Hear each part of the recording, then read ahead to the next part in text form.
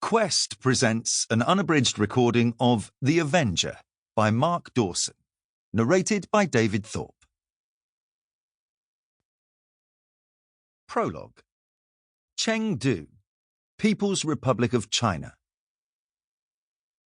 The New Century Global Centre in Chengdu was enormous. The sign above the main doors proclaimed it as the biggest mall in the world, and it was easy to reach the conclusion that that was still selling it short. The building was 100 metres tall, with a concrete pediment that had been shaped to resemble flowing waves. Video screens fixed to the structure ran colourful advertisements for the stores inside the complex on a steady loop. The place was more like a small town than a mall, with hundreds of shops and restaurants. There was an artificial indoor beach, an ice skating rink, and a sculpture garden on the roof.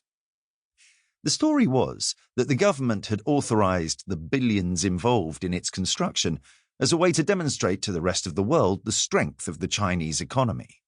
They wanted it to be visible from space.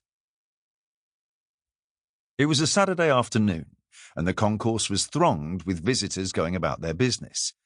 One of those people, a woman with the operational name of He Shanggu, stood outside and watched.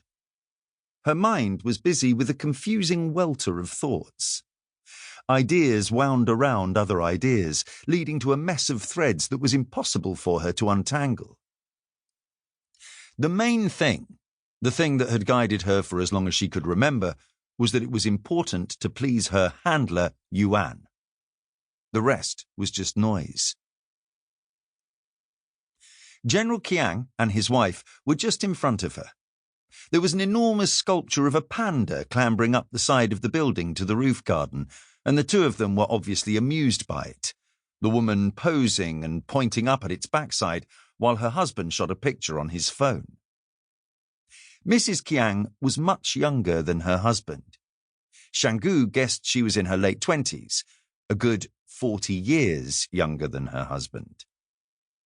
Shanggu had never been given the opportunity to learn about relationships, but she assumed that the general's riches — he was reputed to have made a small fortune from the intelligence he had supplied to the Americans — was the reason the couple had come together.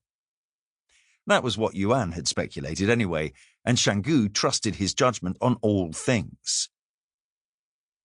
Shanggu heard his voice now in the small receiver that she wore in her ear. "Can you still see them?" "Yes," she replied. Sample complete. Ready to continue?